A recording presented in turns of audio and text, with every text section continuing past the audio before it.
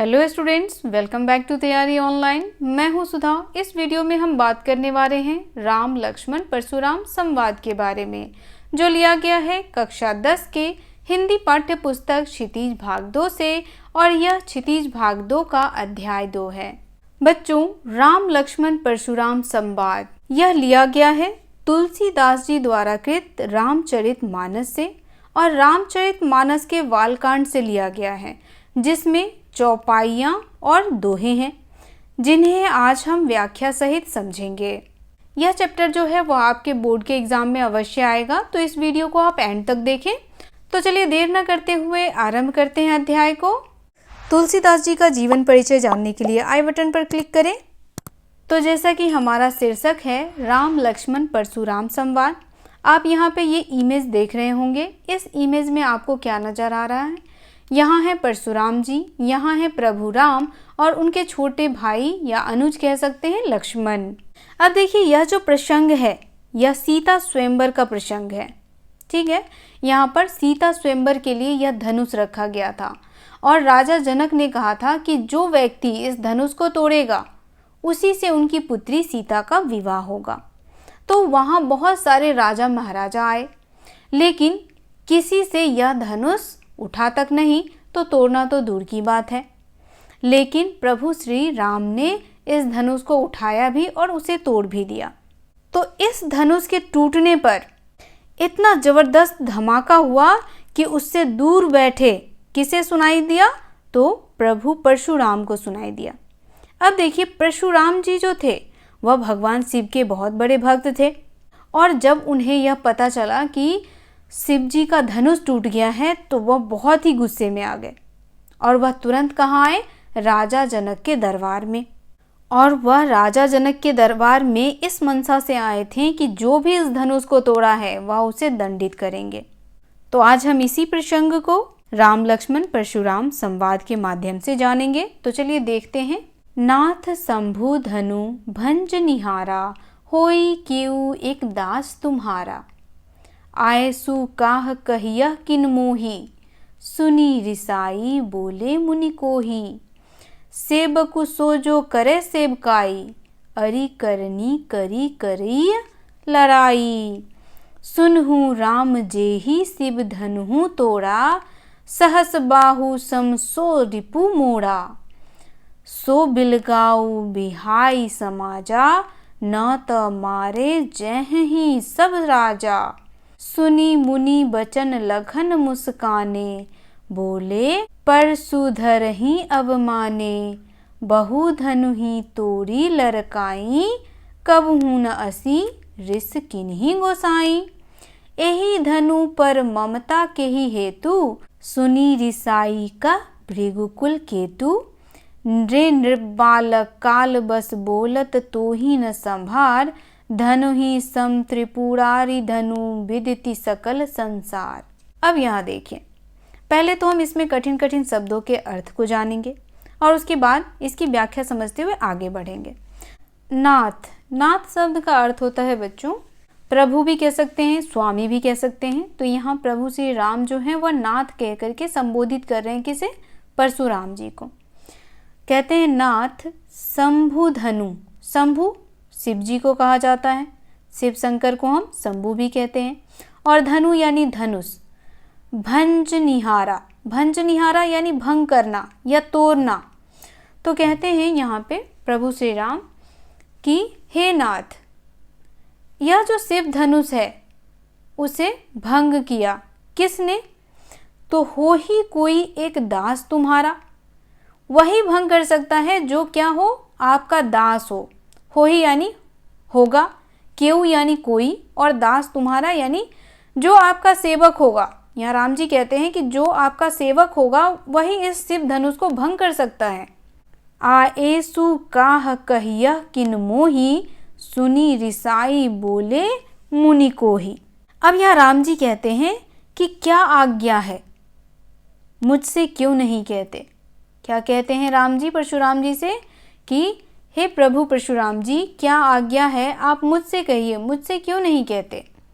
सुनी रिसाई बोले मुनि कोही। अब उनकी बातों को सुन करके रिसाई यानी रिसना यानी गुस्सा होना, क्रोधित होना। तो उनकी बातों को, राम जी की बातों को सुनकर के जो परशुराम जी थे वह और अधिक क्रोधित हो जाते हैं और कहते हैं सेवकू सो जो करे सेवकाई। कहते हैं सेवक वही है जो क्या करे, सेवकाई करे यानी सेवा करे। अरि करनी करी करई लड़ाई, और ऐसी जो करनी की है वह किसके योग्य है, लड़ाई करने योग्य है। सुनहु राम जेहि शिव धनु तोड़ा, और कहते हैं सुनहु यानी सुनना, कहते हैं परशुराम जी कि राम यह सुन लो कि जिसने भी इस शिव धनुष को तोड़ा होगा, सहस बाहु सम सो रिपु मोड़ा, वह मेरा रिपु है। रिपु कहने का अर्थ है शत्रु। वह क्या है, मेरा शत्रु है। किसके जैसा, तो सहस्र बाहु के समान। सहस्र बाहु जो था प्रभु परशुराम का शत्रु था। तो यहाँ पर वह सहस्र बाहु का उदाहरण देकर के कहते हैं कि वह सहस्र बाहु की तरह मेरा शत्रु है। सो बिलगाऊ बिहाई समाजा, और वह इस समाज को छोड़कर अलग हो जाए। न त मारे जहीं सब राजा, यानी कहते हैं कि अब देखो उस सभा में तो बहुत सारे राजा बैठे थे, तो यहाँ पे परशुराम जी कहते हैं कि जिसने भी शिव धनुष को तोड़ा है वह सभा में जहाँ भी बैठा हो वहाँ से खड़ा हो जाए, नहीं तो दरबार में जितने भी राजा बैठे हैं सभी मारे जाएंगे। अब देखिए, सुनी मुनि बचन लखन मुस्काए। अब परशुराम जी की बातों को सुनकर के वहाँ पर जो लक्ष्मण जी बैठे थे वह मुस्कुराने लगे। बोले परशुधर हो अवमाने, और लक्ष्मण जी परशुराम जी का मजाक उड़ाते हुए, या आप कह सकते हैं कि अपमान करते हुए बोले, बहु धनु ही तोड़ी लड़कानी। लड़कानी शब्द का अर्थ होता है बच्चों बचपन। क्या होता है, बचपन। तो यहाँ लक्ष्मण जी कहते हैं कि हमने तो बहुत सारे धनुष तोड़े हैं बचपन में। कब हूँ न असी रिस कीन ही गोसाई, और कहते हैं कि तब तो आपने कभी ऐसा गुस्सा नहीं किया। एही धनु पर ममता के ही हेतु, और कहते हैं कि हे प्रभु परशुराम जी, क्या आपको इसी धनुष पे सबसे ज़्यादा ममता है, सबसे ज़्यादा स्नेह है? बचपन में तो हमने इतने सारे धनुष तोड़े तो आपने हमें कभी दंडित नहीं किया। सुनी रिसाई कह भृगु कुल के तू। अब यहाँ जो है वह लक्ष्मण जी की बातों को सुनकर के परशुराम जी और भी क्रोधित हो गए और कहते हैं, रे नृप बालक काल बस बोलत तो ही न संभार। क्या कह रहे हैं, नृप।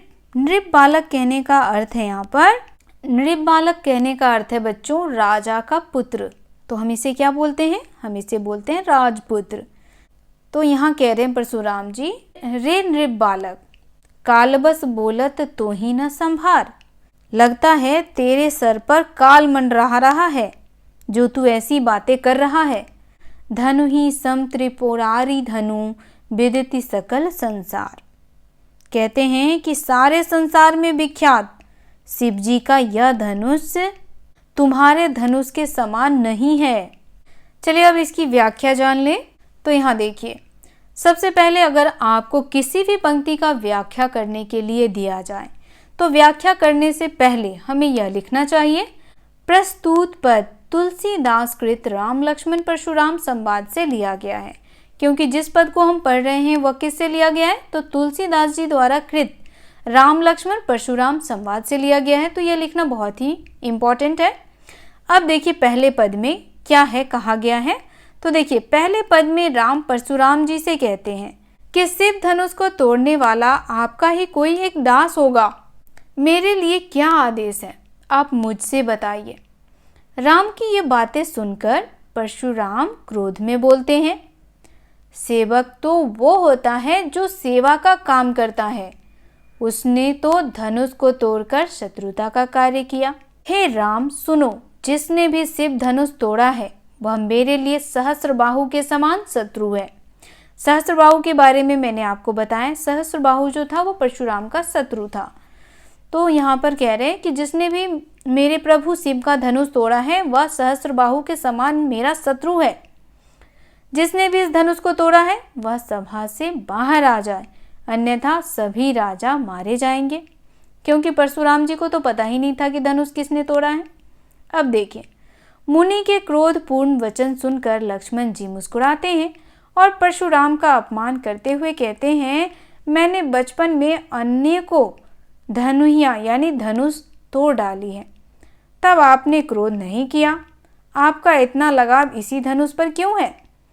लक्ष्मण के वचन सुनकर परशुराम जी और भी क्रोधित हो जाते हैं और कहते हैं, हे बालक, तू संभल कर नहीं बोल रहा। पूरा संसार जानता है कि यह धनुष जो है प्रभु शिव का है। तुमने जो धनुष तोड़ा होगा वह ऐसे ही होगा, मामूली सा, लेकिन यह धनुष किसका है? प्रभु शिव का है। चलिए अब हम दूसरा पद देखते हैं। तो यहाँ देखिए, ये है दूसरा पद। लखन कहा हसी हमरे जाना, सुनहु देव सब धनुष समाना। का छति लाभु जुनु धनु तोड़े, देखा राम नयन के भोरे। छुअत टूट रघुपति हूँ न दोषु, मुनि बिनु काज करिया कतरोसु। बोले चिते परसु की ओरा, रे सठ सुनेह सुभाव न मोड़ा। बालक बोली बधौ नहीं तोही, केवल मुनि जर जानहि मोहि। बाल ब्रह्मचारी अति कोही, विश्व विदित क्षत्रिय कुल द्रोही। भुजबल भूमि भूप बिनु कीन्ही, विपुल बार मही देव दीन्ही। सहस बाहु भुज छेद निहारा, परशु बिलोक महीप कुमारा। मातु पित ही जनि सोच बस करसी महिष कुशोर। गर्भन के अर्भक दलन परशु मोर अति घोर। अब इस पद की व्याख्या समझिए। लक्ष्मण जी हंसकर परशुराम जी से कहते हैं, सुनहु देव सब धनुष समाना। कहते हैं कि हे देव, हे परशुराम जी, हमारे लिए तो सभी धनुष एक जैसा ही है। का क्षति लाभु जनु तोड़े, और इसके टूटने से क्या लाभ और क्या हानि। देखा राम नयन के भोरे, और कहते हैं कि जैसे ही प्रभु श्री राम ने इसे देखा, छुअत टूटी रघुपति न दोषो, और छूते ही यह रघुपति के छूते ही टूट गया। तो इसमें प्रभु श्री राम का कोई दोष नहीं है। मुनि बिनु काज करिया कतरोसु, और आप बेवजह, मुनि बिन काज यानी बिना काम के बेवजह आप क्यों क्रोधित होते हैं, क्यों गुस्सा कर रहे हैं। बोले चिते परसु की ओरा, परशुराम जी अपने फरसे की ओर देख करके बोले, रे सठ सुन ही सिम्हाऊ न मोड़ा। कहते हैं कि रे दुष्ट, तूने तो अभी तक मेरा स्वभाव जाना ही नहीं। बालक बोली बधाओ नहीं तो ही, मैं तुझे बालक जानकर नहीं मार रहा हूँ। केवल मुनि जर जान ही मोही, केवल मुझे कौन जानता है? मुनि जानते हैं, जो तपस्वी लोग हैं वह सभी मुझे जानते हैं। बाल ब्रह्मचारी अति कोही, मैं बाल ब्रह्मचारी और अत्यंत क्रोधी हूँ। विश्व विदित क्षत्रिय कुल द्रोही, और मैं क्षत्रिय कुल का सबसे बड़ा शत्रु हूँ, जिसे यह पूरा विश्व जानता है। भुज बल भूमि भूप बिनु कीन्ही, मैंने क्या किया था? अपनी भुजाओं के बल से, अपनी ताकत से इस पृथ्वी को, देखिए भूमि यानी पृथ्वी, इस पूरी पृथ्वी को क्या किया था? राजाओं से वंचित कर दिया था। विपुल बार मही देव ही दीना, और कई बार उसे मैंने ब्राह्मणों को दे दिया। सहस्र बाहु भुज छेद निहारा, परशु बिलोक महीप कुमारा। कहते हैं यहाँ पर परशुराम जी लक्ष्मण से कि हे राजकुमार, सहस्र बाहु यानी सहस्त्र भुजाओं वाले के भुजाओं को काटने वाला मेरे इस फरसे को देखो। जो उनके पास फरसा था उसे वह किसे दिखा रहे थे? लक्ष्मण जी को। और क्या कह रहे थे? मातु पित ही जनी सोच बस करसी महिष किशोर। और इस पंक्ति में कहते हैं कि तू अपने माता पिता को किसी संकट में मत डाल। गर्भ के अर्भक दलन परसु मोर अति घोर। देखिए अर्भक यानी बच्चा, अर्भक मतलब क्या होता है? बच्चा होता है। तो यहाँ कहते हैं कि यह जो मेरा फरसा है वो बहुत ही भयानक है, यह गर्भक यानी गर्भ में पल रहे बच्चे का भी नाश कर सकता है। चलिए अब इसकी व्याख्या देख लेते हैं। तो यहाँ देखिए व्याख्या है, व्याख्या किस प्रकार लिखेंगे यह आपको बता दिया गया है। दूसरे पद में लक्ष्मण हंसकर कहते हैं कि मेरी नज़र में सभी धनुष एक जैसे हैं। इस पुराने धनुष के टूटने से न किसी की हानि है और न ही किसी का लाभ। भैया राम ने धनुष को देखा और छुआ, इतने में टूट गया। इसमें उनका कोई दोष नहीं है। आप तो व्यर्थ में नाराज हो रहे हैं। इतना सुनते ही परशुराम अपने फरसे को देखकर लक्ष्मण पर क्रोधित होते हैं और कहते हैं, लगता है तूने मेरे बारे में नहीं सुना है। मैं बालक समझकर तेरा वध नहीं कर रहा हूँ। तू मुझे सामान्य मुनि मत समझ। मैं बचपन में बाल ब्रह्मचारी, क्रोधी और क्षत्रिय कुल का शत्रु हूँ। मैंने कई बार पृथ्वी को जीतकर ब्राह्मणों को दान में दे दिया। हे राजकुमार, इस फरसे को देख लो। इससे मैंने सहस्रबाहु के शरीर को काट डाला था। तू अपने माता पिता को चिंता में मत डाल। मेरा फरसा इतना भयंकर है कि इसके प्रभाव मात्र से गर्भ में पलता शिशु नष्ट हो जाता है। चलिए अब तीसरा पद देखते हैं। तो यहाँ देखिए तीसरा पद हमारा है, बिहसी लखन बोले मृदुबानी, अहो मुनीषु महाभटमानी। पुनि पुनि मोहि देखाव कुठारू, चहत उरावन फूंक पहारू। इहाँ कुम्हर बतिया को नाही, जे तर्जनी देखी मरी जाही। देखी कुठारू सरासन बाना, मैं कछु कहा सहित अभिमाना। भृगुसुत समुझी जनेऊ बिलोकी, जो कछु कहूँ सहो रिस रोकी।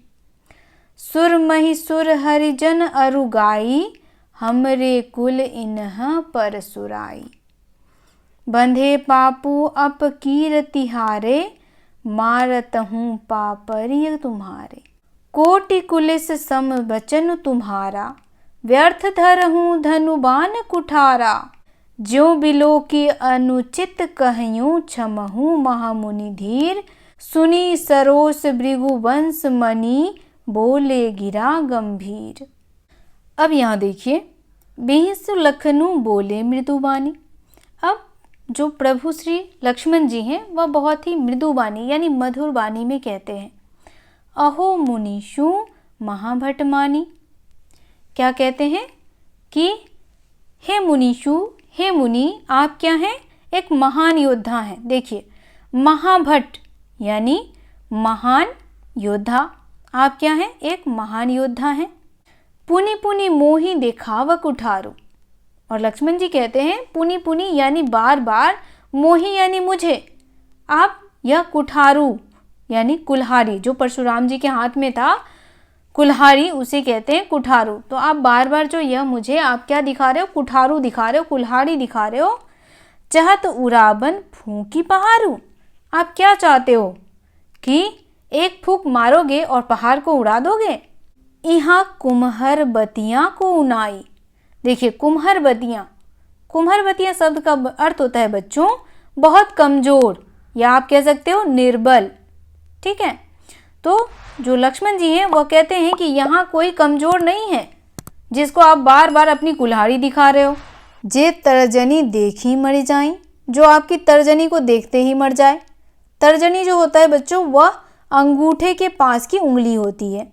देखी कुठारू सरासन बाना, मैं कछु कहाँ सहित अभिमाना। धनुष बाण को देखकर मैं कछु कहा सहित अभिमाना, मैंने कुछ अभिमान सहित कहा। भृगुसुत समुझी जनेऊ बिलोकी, जे कछु कहु सहो रिस रोकी।